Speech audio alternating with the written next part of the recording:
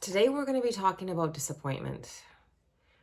When you have a chance or you find yourself in a situation where you now have to choose, do you disappoint yourself or do you disappoint other people? What do? I learned earlier on in my awakening process or the process of changing myself to become literally a different version of myself so I can finally live my best life. I had learned in the face of having to choose to disappoint somebody else instead of yourself, choose always to not disappoint yourself.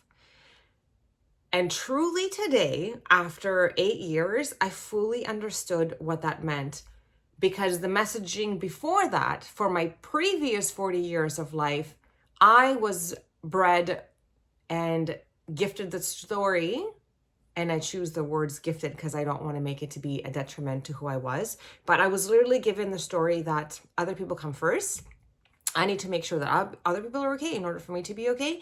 And if I have a choice to disappoint someone over myself, I was told that I need to make sure that I don't disappoint other people and that I would be okay. But guess what? I turned out not to be okay. I was in a state of suffering because I kept disappointing myself over and over and over. And then I realized the other day, through this like beautiful divine power that I'm receiving, connection to God, that I fully truly understood what that meant, because I'm now hearing the words of another grown-up say to me, please don't do this to me. And then I hear the voice of my little inner child also saying to me the same thing. And then I was like, oh my, like this is the first time that I've ever seen it so clearly, because I had been choosing to disappoint my little girl over and over and over. And like, if I don't show up for her, who will? The adults in our life are going to be okay, because honestly, if we are going to be quote unquote disappointing someone, there's also a learning curve for them as well. There is a lesson in there for them to overcome, like, because if they feel that trigger, then a trigger is merely an opportunity for us to free ourselves from a limiting belief that is holding us back. So I was truly deeply tested. And not only was I tested that one time and I ended up choosing my little girl, which felt very uncomfortable in my body, I choose to not disappoint her. I was tested in my decision of doing that, because when I found myself wanting to celebrate it,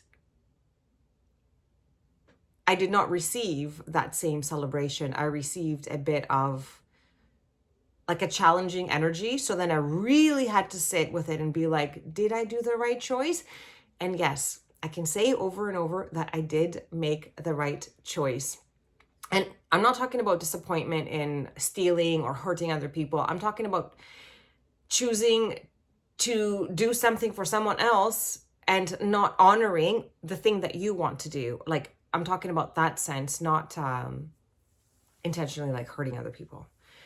So, like Matt McCann said, now I fully understand what he truly meant by that. So I encourage you today, if you want to step into that power, just try and see what it feels like to choose to not disappoint your inner child in the face of quote unquote, again, disappointing another adult, or we're giving an opportunity to the other adults around us to become their best version, because they're going to be forced to look at that challenging experience for them, and then we don't take it on, and then we focus on our challenging experiences that we're having, with the idea of even considering that we let our inner child down versus other people.